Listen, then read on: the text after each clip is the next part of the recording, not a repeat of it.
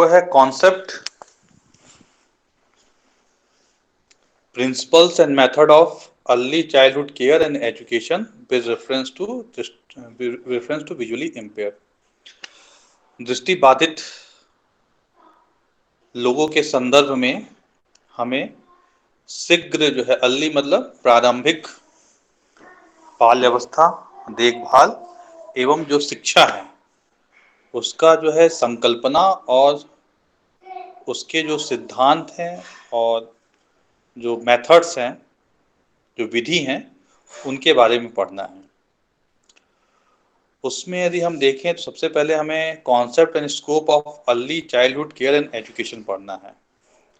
Early childhood का मतलब है यहाँ पे प्रारंभिक बाल अवस्था, देखभाल एवं शिक्षा जो है, जो हमारे, क्योंकि आप सभी प्राइमरी के अध्यापक बनने वाले हैं, तो प्रारंभिक हस्तक्षेप होते हैं उनकी जो केयर है बहुत ही नितांत आवश्यक होती है।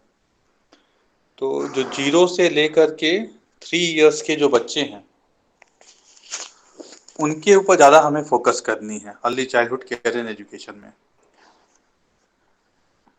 और उसके बाद होते हैं 3 से लेकर के 6 वर्ष की जो अवस्था है उन बच्चों पे करनी है।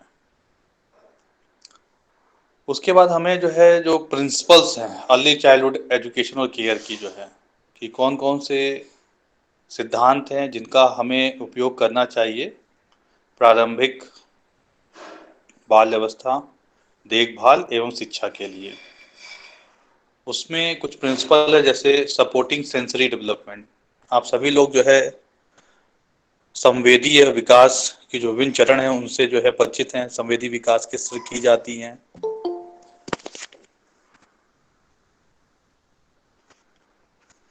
और तो सेंसरी डेवलपमेंट के अंतर्गत है कि हमको सपोर्ट करना है। सपोर्ट का मतलब है कि उनके अंदर जो बची हुई जो ज्ञान इंद्रियां हैं उनकी कैपेसिटी बिल्डिंग पे जो तौर तरीके आपने सीखे थे, जैसे टेक्चुअल ट्रेनिंग कैसे देंगे, उन्हें जो है घ्राण इंद्रिय से संबंधित ट्रेनिंग कैसे दी जाएगी, साथ ही साथ उन्हें ऑडिटरी ट्रेनिंग कैसे दी जाएगी।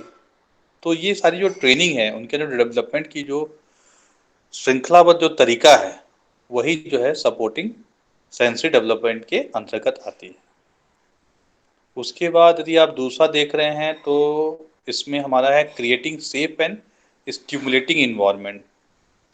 जैसे आप सभी जानते हैं कि दृष्टिबाधित जब छोटा बच्चा रहेगा और यदि उसका इन्वायरमेंट जो है सेफ नहीं रहेगा तो वो बार बार जो है वस्तुओं से टकराएगा और दुर्घटनाग्रस्त होने के बाद जो है वो डर हो जाएगा और फिर चलने फिरने के लिए बिल्कुल भी जो है वो आतुर नहीं रहेगा, और इस डर से जो होते हैं उसका डेवलपमेंटल डिले हो सकता है।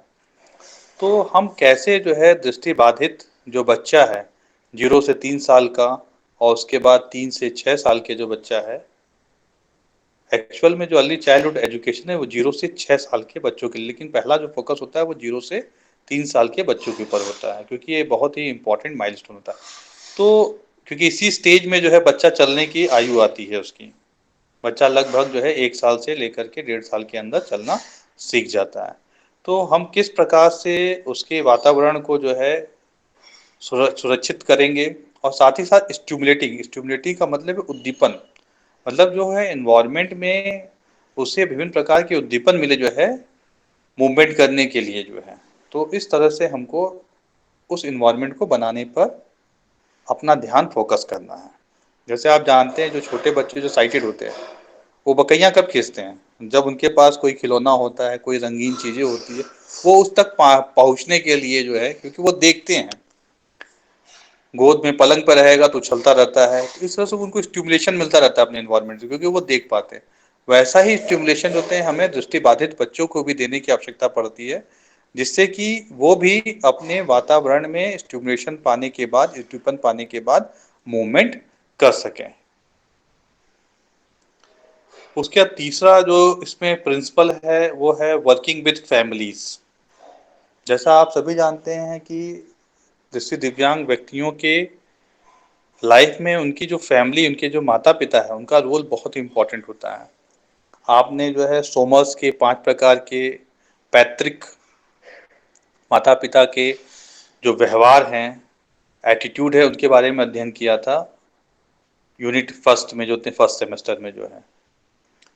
तो उसमें आप जानते हैं कि हमें परिवार के साथ कैसे कार्य करना है, किस प्रकार के माता-पिता को आप जैसे आप सभी जानते हैं कि ऐसे माता-पिता जो अपने बच्चों को विकलांगता के साथ स्वीकार करते हैं, वो ज़्यादा बेहतर अपने बच्चे का जो है विकास में सहायक हो सकते हैं। और साथ ही साथ ऐसे माता-पिता जो जागरूक हैं, दृष्टि दिव्यांग बच्चों को लेकर के या दृष्टि दिव्यांग बच्चों की देखभाल कैसे करनी है, उनके अंदर सेंसरी डेवलपमेंट कैसे होगा, उनका ओरिएंटेशन मोबिलिटी कैसे करेंगे, उनके डेली लिविंग स्किल्स कैसे सिखाएँगे। तो हमें जो है दृष्टि दिव्यांग जो बच्चे हैं, उनके माता-पिता और उनके परिवार के साथ कार्य करने की आवश्यकता पड़ती है, जिससे कि हम उनको जागरूक कर सकें बच्चे की बाल्यावस्था के बारे में और बच्चे की बाल्यावस्था में किस प्रकार से देखभाल करनी है और किस प्रकार से उन्हें शिक्षित करना है। उसके बाद है developing a sense of self and capacity. देखिए दृष्टि जो छोटे बच्चे होते हैं उनको अपने बारे में भी जानना बहुत ज़रूरी होता है, सेल्फ के बारे में जो होता है। क्योंकि देखिए साइटेड बच्चा होता है वो अपने सेल्फ के बारे में देख कर के समझ जाता है, लेकिन दृष्टि दिव्यांग बच्चे को अपने बारे में जानने के लिए जो होते हैं और उनके अंदर विभिन्न प्रकार के जो कौशल हैं, उनको विकास करने का ऊपर हमें फ़ोकस करना होगा इस वाले यूनिट में। उसके बाद हमारा आता है next principle encouraging the independence.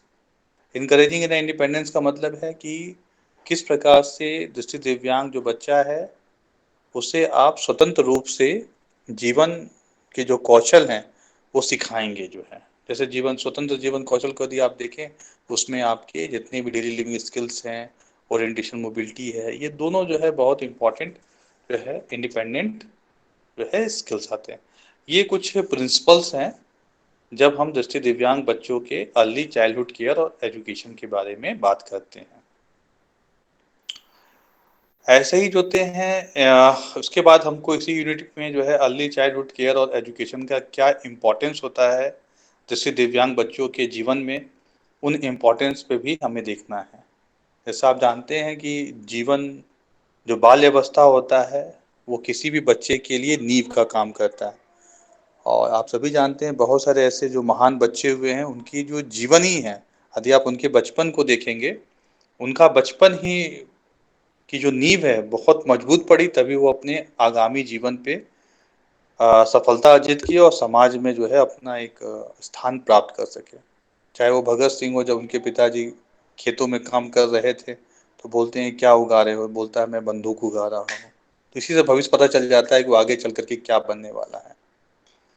ऐसे ही जो है बहुत सारे जो होते हैं, शिवाजी के लिए किस्सा देखिए जो होते हैं उनकी माताजी का, क्योंकि वो जो नींव थी बचपन की जो है, वो इतनी प्रखर पड़ी थी जिससे कि वो आगामी जीवन पे जो है आगे बढ़ सके। तो वैसे ही जो है नींव जो है हमें दृष्टिबाधित विद्यार्थियों की भी रखनी पड़ती है। इसीलिए कहा जाता है कि जो बचपन होता है, वो हर एक के जीवन में बहुत ही अहम भूमिका अदा करता है। बचपन किस प्रकार से जो है किस प्रकार से एजुकेशन दी जाए, और अभी वर्तमान में जो न्यू एजुकेशन पॉलिसी आई हुई है, उसमें भी जो है अर्ली चाइल्ड एजुकेशन और केयर के ऊपर बात की जा रही है, और बहुत सारे कोर्सेज जो है अर्ली चाइल्डहुड केयर और एजुकेशन पे चलाने जा रही है सरकार जो है, जिसमें जो है बच्चे को 3 साल की आयु से ही जो है स्कूल के अंदर भेजने की बात हो रही है, जिससे कि बच्चे को एक स्ट्रॉन्ग जो होते हैं फाउंडेशन दी जा सके। इसीलिए उस स्टेज का ही नाम रख दिया गया फाउंडेशन स्टेज, 3 से 6 साल के बच्चों के लिए जो है। तो अब जो भी एडमिशन्स होंगे, वो एनपीई जो 2020 है, उसके अनुकूल ही होंगे। तो अब आप देखिए मेथड्स क्या-क्या हैं। अर्ली अर्ली चाइल्डहुड केयर और एजुकेशन की बात करें, जो है प्रारंभिक शिशु देखभाल एवं शिक्षा की बात करते हैं, तो बहुत सारे मेथड्स हैं जिनका उपयोग किया जा सकता है। जैसे उसमें मॉन्टेसरी मेथड है, किंडरगार्टन मेथड है, प्ले वे मेथड है, गीजूभाई वडेका सिस्टम है। ये कुछ ऐसे दार्शनिक थे जिन्होंने बच्चों को लेकर के बहुत ही बेहतरीन जो है कार्य किया है, और बच्चों के बारे में किस प्रकार से बच्चों को हमें पढ़ना सिखाना चाहिए, किस तरह से बच्चों को उनको आगामी जीवन के लिए तैयार करना चाहिए। ये 4 लोग बहुत ही इम्पोर्टेंट लोग हैं जिन्होंने जो है अर्ली चाइल्डहुड केयर और एजुकेशन पे कार्य किया है। उसमें है Maria Montessori, kindergarten system, playway method है, गिजुभाई वडेकास है, ये सारे। उसके बाद यदि हम देखें इसी यूनिट में जो है हमें देखना है कि किस प्रकार से हम जो ऊपर दिए गए जो मेथड्स हैं, चाहे जो है मारिया मॉन्टेसरी का मेथड हो या जो है किंडरगार्टन हो, प्लेवे मेथड हो, गिजुभाई वडेका का जो सिस्टम है, उनका किस प्रकार से उपयोग कर सकते हैं दृष्टिबाधित बच्चों को जो है उनकी देखभाल और उनकी शिक्षा में जो है। तो इस यूनिट में हमें इस चीज़ों के बारे में फोकस करना है। इसमें कोई दिक्कत किसी को? नहीं सर। चलिए अब आते हैं हम लोग नो सर। सेकेंड यूनिट में। यदि आप सेकेंड यूनिट देखें तो सेकेंड यूनिट बेसिकली जो नाम उसका शुरू होता है वो है अर्ली इंटरवेंशन। अर्ली इंटरवेंशन का मतलब यहाँ पे शीघ्र हस्तक्षेप।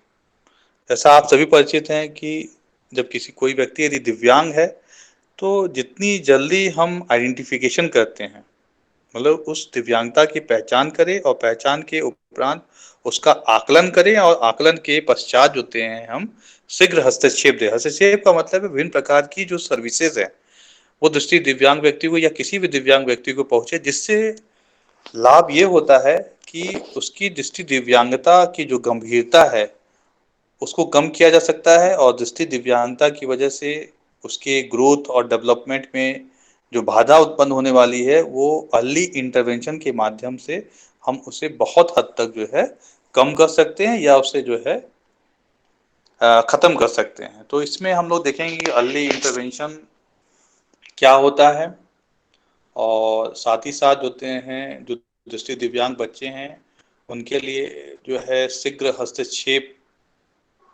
बाल्यावस्था में उसकी क्या आवश्यकता है और क्या महत्व है, इस पे जो है हम लोग फोकस करेंगे। उसके बाद यूनिट 2 में यदि आप देखते हैं इसी के अंदर है role of early childhood teacher of children with visual impairment.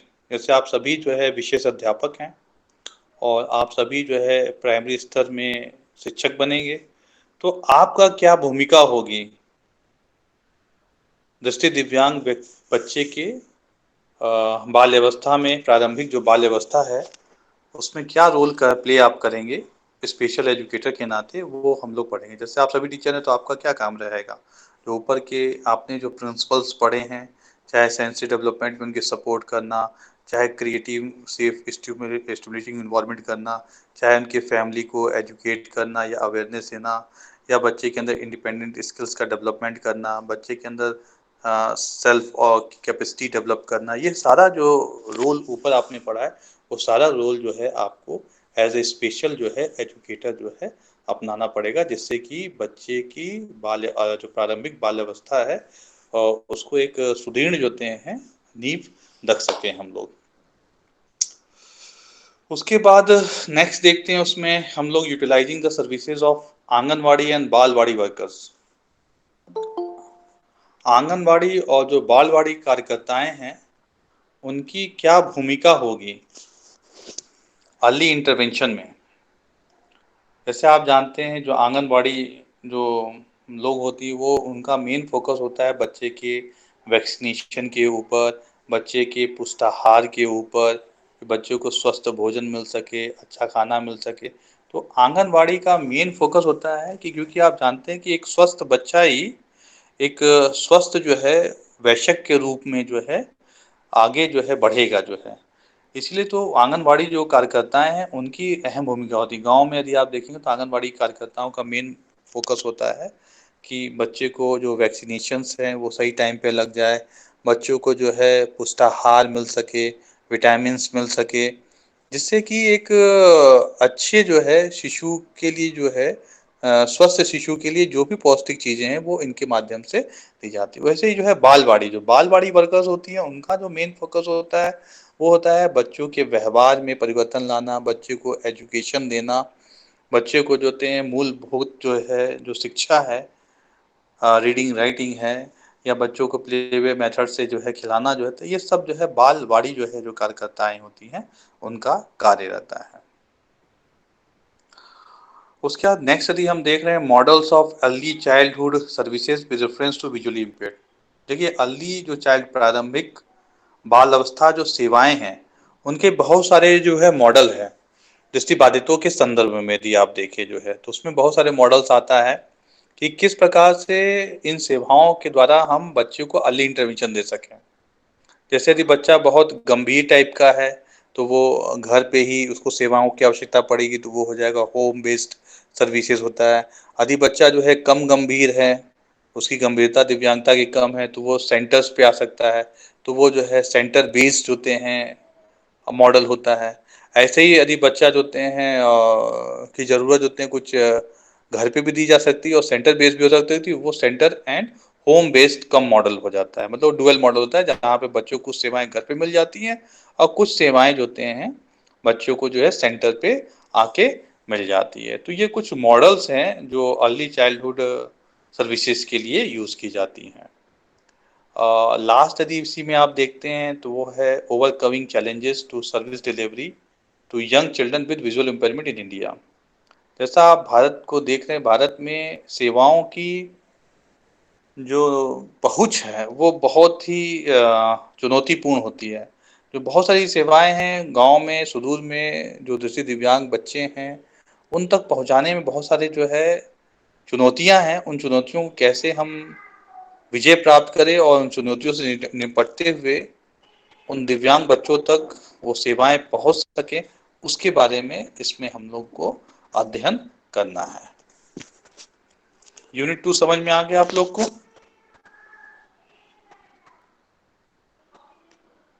Unit 2 ji sir.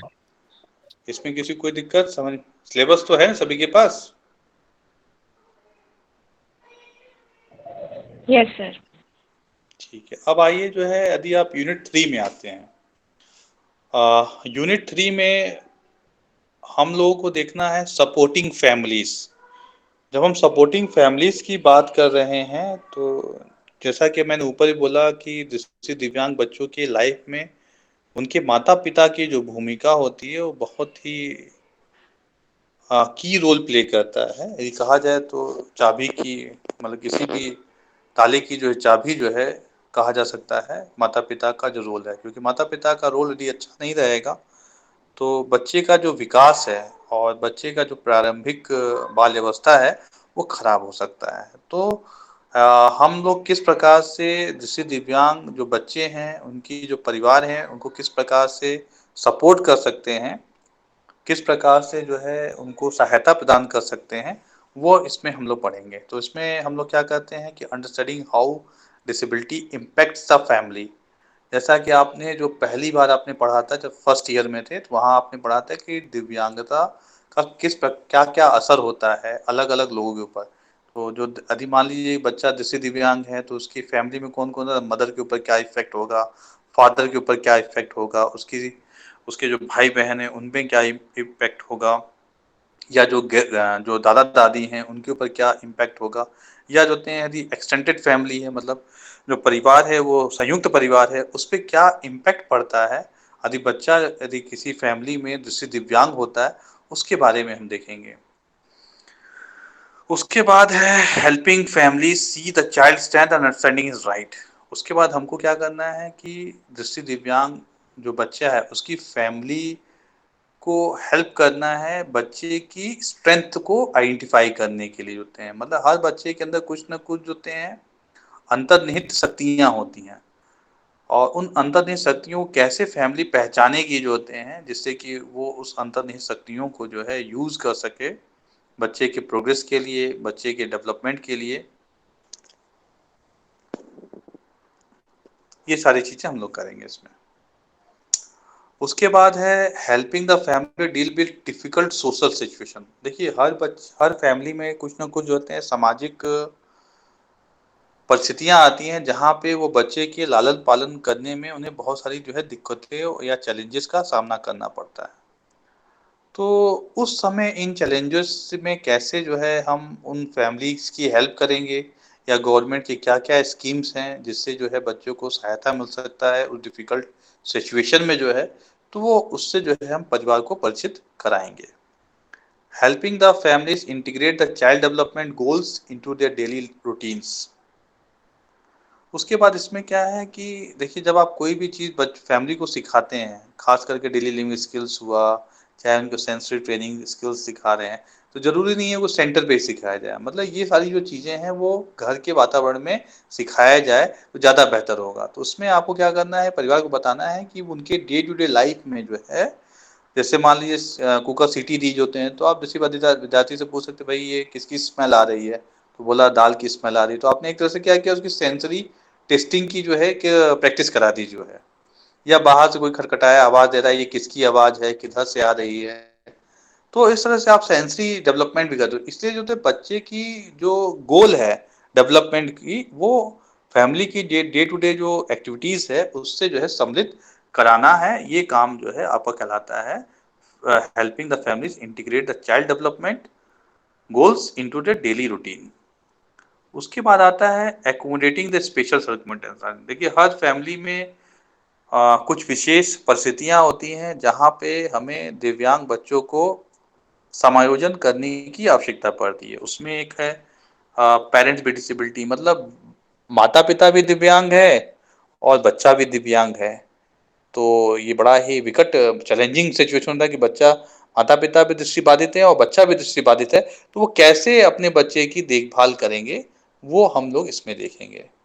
वैसे ही आता है single parent family. Single parent family का मतलब है बच्चा दृष्टि दिव्यांग है और उसकी फैमिली में देखने वाला या तो माता है या तो पिता है और कोई भी नहीं है। तो ये सिंगल पेरेंट जो फैमिली फैमिली वाले लोग हैं, वो कैसे अपने दिव्यांग बच्चों की मदद कर सकते हैं, किस प्रकार से आप उनकी मदद करेंगे जिससे कि वो बच्चे के जो अर्ली चाइल्डहुड एजुकेशन उसमें सहायता कर सके, वो इस पे हम लोग को फोकस करना है इस वाले में। उसके बाद आता है वर्किंग पेरेंट्स। वर्किंग पेरेंट्स का मतलब है कि बच्चा यदि दृष्टि दिव्यांग है और पता चला कि दोनों ही माता पिता वर्किंग क्लास के हैं, खास करके लेबर क्लास में, यदि आप जानिए लेबर में क्या होता है कि भाई माता पिता दोनों को ही जो है जाना है, या जो है बड़े बड़े फैमिलीज में भी होता है कि भाई जहाँ पे दोनों ही पिता और माता दोनों ही जो होते हैं कार्य में कार्य करेंगे तभी वो अपने घर की जीविका चला सकती हैं। और उस समय यदि उनके फैमिली में कोई दृष्टि दिव्यांग बच्चा पैदा हो जाता है तो बड़ा चैलेंजिंग होता है समायोजित करने में जो है ऐसे बच्चों को जो है। तो इसमें आप किस प्रकार से उनको गाइडेंस दे सकते हैं, काउंसलिंग कर सकते हैं ऐसे बच्चों के माता पिता की, जिससे कि वो अपने बच्चे को सही जो है तरीके से लालन पालन कर सके, ये देखना है। उसके बाद parents in rural area and below poverty line, मतलब ऐसे दिव्यांग बच्चे जो कि गांव में पैदा हुए हैं और वहाँ किसी प्रकार की सर्विसेज नहीं है, या जो है ऐसे परिवार में दिव्यांग बच्चा पैदा हुआ है, दृष्टि दिव्यांग बच्चा जो कि गरीबी रेखा से नीचे अपना जीवन यापन काट रहे हैं। तो इन सब जगहों पे बड़ा चैलेंजिंग होता है बच्चे के लिए समायोजित कर पाना, और परिवार का बच्चे के साथ समायोजित करना और बच्चे का परिवार के साथ समायोजन करने में। तो ये सारे जो चैलेंजिंग सिचुएशंस आते हैं, उन चैलेंजिंग सिचुएशंस को कैसे हम डील करेंगे और किस प्रकार से जो परिवार हैं उनकी मदद हम कर पाएंगे, उस पे जो है हम लोगों को इस पे फोकस करना है। यहाँ तक समझ में आया सबको? Yes sir. Yes sir. अब आते हैं चौथी जो यूनिट है, इसमें जो चौथी यूनिट है वो है स्पेशल असेसमेंट एंड इंटरवेंशन। जब हम वर्ड स्पेशल कह रहे हैं तो यहाँ पे स्पेशल का मतलब है कि विशेष आकलन। विशेष आकलन जब हम बात करते हैं तो ये वो आकलन है जो दृष्टि दिव्यांगता से संबंधित हैं। और साथ ही साथ इंटरवेंशन आता है, जैसे मैंने पहला स्टेज बोला कि आइडेंटिफिकेशन, मतलब दिव्यांगता की पहले हमें क्या करना है, पहचान करना है। और दूसरा स्टेप होता है वो होता है असेसमेंट करना, आकलन करना। और आकलन के उपरांत ही हम बच्चे को हस्तक्षेप या इंटरवेंशंस दे सकते हैं। तो ये जो दूसरा चीज है बड़ा इंपॉर्टेंट होता है, क्योंकि अच्छा इंटरवेंशन आप तभी दे पाएंगे बच्चों को जब आपने बच्चे का अच्छे से आकलन किया है। यदि आपका आकलन अच्छा नहीं है या आइडेंटिफिकेशन अच्छा नहीं है तो आप इंटरवेंशन भी अच्छा नहीं दे सकते हैं। तो अब किस प्रकार के आकलन है, जैसे उसमें है assessment of sensory capacity. Sensory capacity का मतलब है कि बच्चे की जो बची हुई जो ज्ञान इंद्रियां हैं उनका असेसमेंट करना, कि बच्चा की टेक्टाइल सेंस कैसी है, ऑडिटरी सेंसेस कैसी हैं, गस्टरी सेंसेस कैसी हैं, उसकी जो है काइनेस्थेटिक सेंस कैसा है, तो उनका असेसमेंट करना, क्योंकि ये सारे जो सेंसेस है बड़े इंपॉर्टेंट होते हैं बच्चे के लाइफ स्टाइल में जो होते हैं, क्योंकि यही सेंसेस होते हैं बच्चे को पढ़ने में आगे बढ़ने में मदद करते हैं। यदि इनका असेसमेंट ठीक से नहीं होगा या जो है इनके क्योंकि इनका असेसमेंट यदि अच्छे से नहीं होगा तो इंटरवेंशन भी अच्छा नहीं दे पाएंगे हम लोग। उसके बाद आता है assessment of orientation and mobility. जैसे आप सभी जानते हैं कि दृष्टि दिव्यांग व्यक्तियों के लोएन फील्ड की डेफिनेशन यदि आपको याद हो कि लिमिटेशन एक है टू एंड फ्रो मूवमेंट्स में जो है, तो और साथ ही साथ अपने वातावरण के साथ जो है समायोजन बैठाने में बहुत दिक्कतें आती हैं दृष्टि दिव्यांग व्यक्तियों को। तो यहाँ पे आप ओरिएंटेशन मोबिलिटी का किस प्रकार से असेसमेंट करेंगे वो हमें इसमें पढ़ना है। उसके बाद है आपका learning medium and language assessment. देखिए लर्निंग मीडियम का मतलब होता है अधिगम का माध्यम। जैसा आप सभी जानते हैं कि जो दृष्टि दिव्यांग जो लोग हैं उनके अधिगम अलग अलग होते हैं पढ़ने की। कुछ ऑडिटरी लर्नर्स होते हैं, मतलब जो सुन करके चीज़ों को याद कर लेते हैं। कुछ टेक्सचुअल लर्नर होते हैं जो कि चीज़ों को छू करके ही लर्न कर सकते हैं। और इसके अलावा होते हैं कुछ ऐसे होते हैं जो लार्ज प्रिंट के माध्यम से जो है चीज़ों को जो है ग्रहण कर सकते हैं। तो उनके लर्निंग जो मीडिया कैसा है वो जानना बड़ा जरूरी होता है। उनका असेसमेंट करना कि बच्चा किस मीडियम से बेहतर पढ़ सकता है। ऑडिटरी मीडियम से पढ़ सकता है, ब्रेल मीडियम से पढ़ सकता है, या लार्ज मटेरियल मीडियम से पढ़ सकता है। उसके बाद नेक्स्ट आता है आपका लैंग्वेज डेवलपमेंट, भाषा का विकास होते हैं। तो भाषा का जो असेसमेंट बड़ा इंपॉर्टेंट होता है दृष्टि दिव्यांग बच्चों के। जैसा आप सभी जानते हैं कि जो भाषा का जो विकास है बच्चे का, यदि आप दृष्टि दिव्यांग बच्चों को देखें, 3 साल का दृष्टि दिव्यांग बच्चा रहेगा तो वो सिर्फ 50 शब्दों को ही जान पाता है। इसके विपरीत यदि जो है यदि कोई साइटेड बच्चा है तो उसकी वोकैबुलरी होते हैं, जो शब्दकोश है वो 100 से ज्यादा होता है, 150 से भी के करीब होता है। तो बड़ा डिफरेंस होता है। और शब्दकोश जब होंगे तभी आप किसी का लैंग्वेज डेवलपमेंट हो सकता है। तो बच्चा लैंग्वेज डेवलपमेंट में पीछे न रह जाए, इसलिए जो होते हैं उसकी भाषा के विकास का भी हमें आकलन करने की आवश्यकता होती है, जिससे कि हम यदि वो पीछे रह गया है तो उसको सही से जो है हस्तक्षेप से दे सके, उनका इंटरवेंशंस दे सके। उसके बाद है developing an individualised family service plan birth to 3 years. देखिए इंडिविजुअलाइज्ड फैमिली सर्विस प्लान जो होते हैं ये विदेशों में काफ़ी प्रचलित है, जहाँ पे इंडिविजुअलाइज का मतलब व्यक्तिगत, फैमिली मतलब परिवार, सर्विस मतलब सेवाएं जो होते हैं, मतलब व्यक्तिगत पारिवारिक सेवा से संबंधित जो प्लान है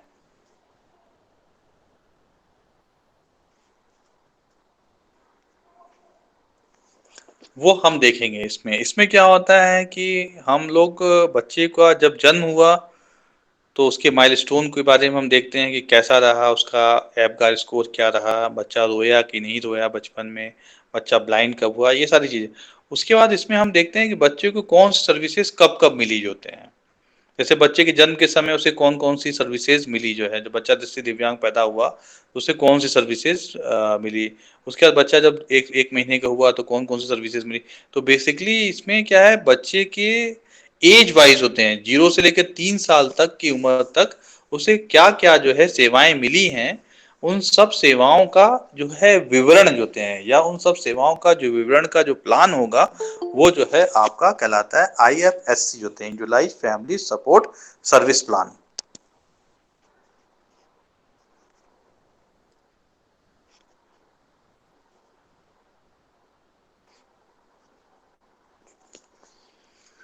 उसके बाद है developing and implementation of individualised education plan 3 to 6 year. मतलब 3 से जो 6 साल के बच्चे हैं, क्योंकि 3 से 6 साल के बच्चे जो वो फॉर्मली जो होते हैं क्लास में पहुंच जाते हैं, प्ले ग्रुप में पहुंच जाएंगे या केजी में पहुंच जाते हैं। तो उन बच्चों के लिए जो है आईईपी कैसे बनेगी। आईईपी एक्चुअली क्या है कि आईईपी एक ब्रीफ डिस्क्रिप्शन होता है बच्चे के पूरे जो है शैक्षणिक गतिविधियों का, जो है कि बच्चे की शैक्षणिक गतिविधियां क्या क्या हैं, जो है बच्चा शैक्षणिक गतिविधियों में क्या जानता है और क्या चीजें नहीं जानता है, ये सभी चीजों का जो विवरण है इसके अंतर्गत इसमें होता है।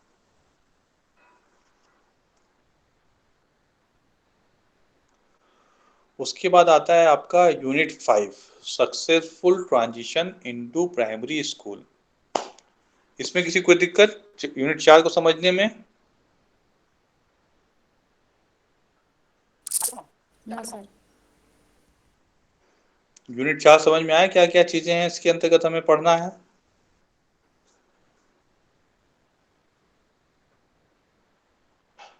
Yes sir. चलिए अब हम लोग जो है लास्ट जो है जो यूनिट है वो बड़ा इंपॉर्टेंट यूनिट है, क्योंकि ऊपर जितना पढ़ा है अब उसका हमको सक्सेस देखना है। तो यदि ऊपर की सारी चीजें जो होते हैं आपने अच्छे से किया तो हम एक सक्सेसफुल जो है transition to primary school, transition का मतलब है कि हम बच्चे को प्राइमरी स्कूल में भेजने से पहले यदि उसकी बाल अवस्था में ठीक से देखभाल किए हैं और बाल अवस्था में उसे भली प्रकार से जो है शिक्षा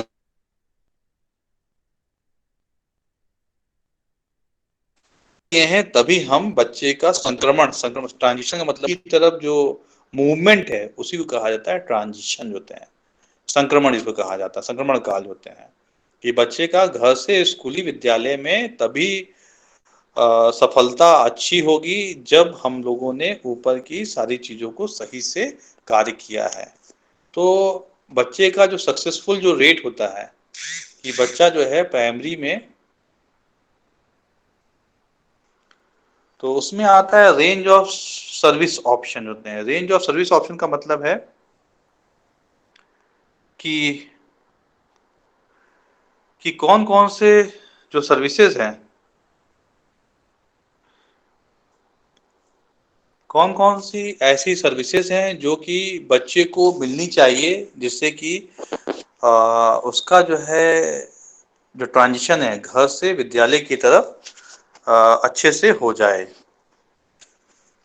तो इसमें हम लोग पढ़ते हैं, जैसे यदि आप रेंज ऑफ सर्विसेज की बात करेंगे तो उसमें बहुत सारी सर्विसेज आती हैं, जैसे ओरिएंटेशन मोबिलिटी की services, Braille reading and writing की सर्विसेज, सेंसरी डेवलपमेंट से रिलेटेड सर्विसेज होते हैं, साइकोलॉजिकल सर्विसेज होते हैं, फिजियोथेरेपी की सर्विसेज होते हैं। तो यदि इस टाइप की सर्विसेज मिली हैं बच्चे को जो है, ऑडिटरी सर्विसेज होते हैं, ऑप्थल्मिक सर्विसेज होते हैं, डॉक्टर की सर्विसेज यदि मिली हुई हैं, तो ये कुछ सर्विसेज हैं जो बच्चे को यदि अच्छे से मिली हैं बचपन में तो वो भली प्रकार से जो है अपने ट्रांजिशन में कर सकता है। उसके बाद नेक्स्ट आता है preparing the child. Preparing the child जैसे आप सभी जानते हैं कि जब हम बच्चों को घर से स्कूल के लिए भेजते हैं तो बहुत सारा प्रिपरेशन करना पड़ता है। प्रिपरेशन में क्या आता है कि बच्चा भाई टॉयलेट ट्रेनिंग उसकी पूरी हो चुकी हो, क्योंकि स्कूल में जब आपने ब्लाइंड स्कूल में एडमिशन लिया होगा तो आपको याद होगा कि वो आपके माता पिता से पूछते थे कि बच्चा अपना सब काम कर लेता है कि नहीं, पोटी कर लेता है कि नहीं, बता पाता है कि नहीं, ब्रशिंग कर लेता है कि नहीं, अपने कपड़े सही से सरिया लेता है कि नहीं सरिया लेता है। तो ये जो है प्रिपेयरिंग चाइल्ड का मतलब है बच्चे को इस प्रकार से तैयार करना कि वो आत्मनिर्भर हो जब वो स्कूल के अंदर जाए जो है। तो उसके लिए हमें डेली लिविंग के जितने भी स्किल्स हैं वो बच्चों को हमें सिखाने पड़ते हैं एज अप्रोप्रिएट, इसी को कहा जाता है प्रिपेयरिंग द चाइल्ड। साइटेड लोग बच्चे, साइटेड जो पेरेंट्स होते हैं वो भी अपने बच्चों को तैयार करते हैं स्कूल जाने के लिए कि जब बच्चा स्कूल में जाए तो कम से कम टॉयलेट बता सके, सूसू बता सके, पोटी बता सके, तो डे टू डे लाइफ की जो एक्टिविटी है वो जान सके, माता पिता का नाम बता सके, टेलीफोन नंबर बता सके, जिससे यदि कहीं खो जाए तो क्या करना है, जो बेसिक ट्रेनिंग है प्रिपेयरिंग द चाइल्ड। इसके अलावा बच्चों को एब्यूसेस से बचाने के लिए जो है बहुत सारी ट्रेनिंग दी जाती है। तो इस तरह की जो सर्विसेज हैं इसी को कहा जाता है प्रिपेयरिंग द चाइल्ड होते हैं। उसके बाद है preparing the school head and teacher in inclusive setting. देखिए किसी भी बच्चे का जो है विद्यालय में तभी वो सही से जो है एडजस्ट हो सकता है जब उसकी जब उसके जो है स्कूल के जो हेड हैं, जो प्रिंसिपल है, जो टीचर हैं, या स्कूल में जो कार्य करने वाले जितने लोग हैं उनको भी प्रिपेयर किया जाए, उनको भी जागरूक किया जाए, बच्चे के बारे में बताया जाए कि बच्चे की क्या आवश्यकता है, आपका क्या रोल होगा बच्चे के लिए जो है, मतलब आप बच्चों को किस प्रकार से स्कूल में वेलकम करेंगे जिससे कि वो इंक्लूसिव सेटिंग में अपने आप को एडजस्ट कर सके जो है। तो बेसिकली इसमें हमको जो प्रिंसिपल है, जो टीचर्स हैं, स्टाफ हैं, उनको जो है डिसेबिलिटी सेंसिटाइजेशन के जो प्रोग्राम्स हैं उससे जो है परिचित कराना पड़ता है, और जो दृष्टि दिव्यांग बच्चे की जो लिमिटेशंस हैं वो सारी चीज़ें करनी पड़ती हैं। उसके बाद नेक्स्ट बड़ा इम्पोर्टेंट चीज़ है, वो है यूटिलाइजिंग द कम्युनिटी रिसोर्सेज। जब आप यूटिलाइजिंग कम्युनिटी रिसोर्सेज की बात करते हैं, देखिए कहीं भी दृष्टि दिव्यांग बच्चा पढ़ता है तो उसके कम्युनिटी में बहुत सारे संसाधन हैं जिनसे वो परिचित हो सकता है। जैसे लखनऊ में दृष्टि दिव्यांग बच्चा पढ़ता है तो लखनऊ में बहुत सारे संसाधन हैं जहाँ पे बच्चे को सिखाया जाता है, क्योंकि आप जानते हैं कि दृष्टि बाधित के जीवन में एक सबसे बड़ी लिमिटेशन क्या है, लैक ऑफ एक्सपीरियंसेस, अनुभव की विविधता की कमी जो है। तो आपकी जो सोसाइटी है, आपकी जो कम्युनिटी है, उसमें जो भी रिसोर्सेज हैं, जैसे दृष्टि दिव्यांग बच्चा यहाँ आता है लखनऊ में, तो यहाँ पे चिड़ियाघर है तो आप चिड़ियाघर घुमाइए, विभिन्न प्रकार के जानवरों से परिचित होगा। यहाँ पे बहुत सारे जो होते हैं मॉन्यूमेंट्स हैं, उसको उसके वहां तक ले जाइए। यहाँ पे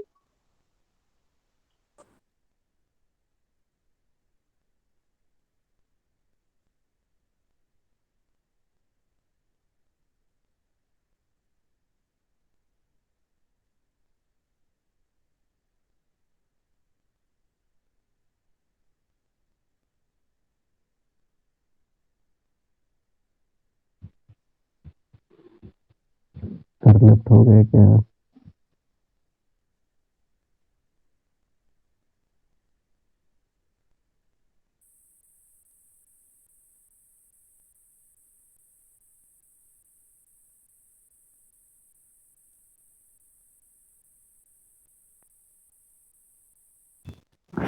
अनिल सर लेफ्ट हो गए क्या? हाँ सर, लेफ्ट हो गए हैं। आएंगे भी। हाँ तभी।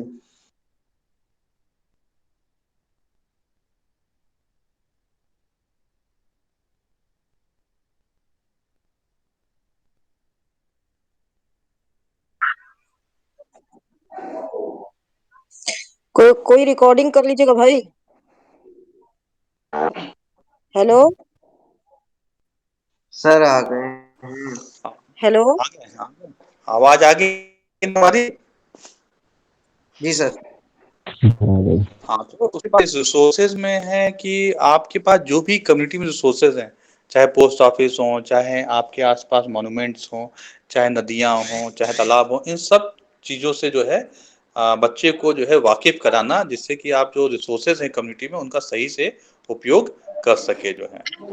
उसके बाद लास्टली आप देखते हैं obtaining simple assist devices and accessible book sources and ability. देखिए जब कोई दृष्टि दिव्यांग बच्चा है तो उसको विभिन्न प्रकार के सहायक उपकरणों की आवश्यकता पड़ती है। तो इस यूनिट में हमको देखना है कि सहायक उपकरण कौन कौन से और कहाँ पे मिलेंगे, और गवर्नमेंट की क्या स्कीम्स है जिनसे जो है सहायक उपकरण दृष्टि दिव्यांग को मिल सकते हैं। इन सब चीजों के बारे में इसमें हमको अध्ययन करना है। तो होप आपको ये सारी चीजें जो हैं कुछ समझ में आई होगी, क्या क्या हमें पढ़ना है। Yes sir. हाँ जी सर। जी सर। ठीक है, यही आपकी जो यूनिट है आपकी अर्ली चाइल्डहुड एजुकेशन और केयर के ऊपर है। Yes sir. तो अब अगली जो क्लास होगी हमारी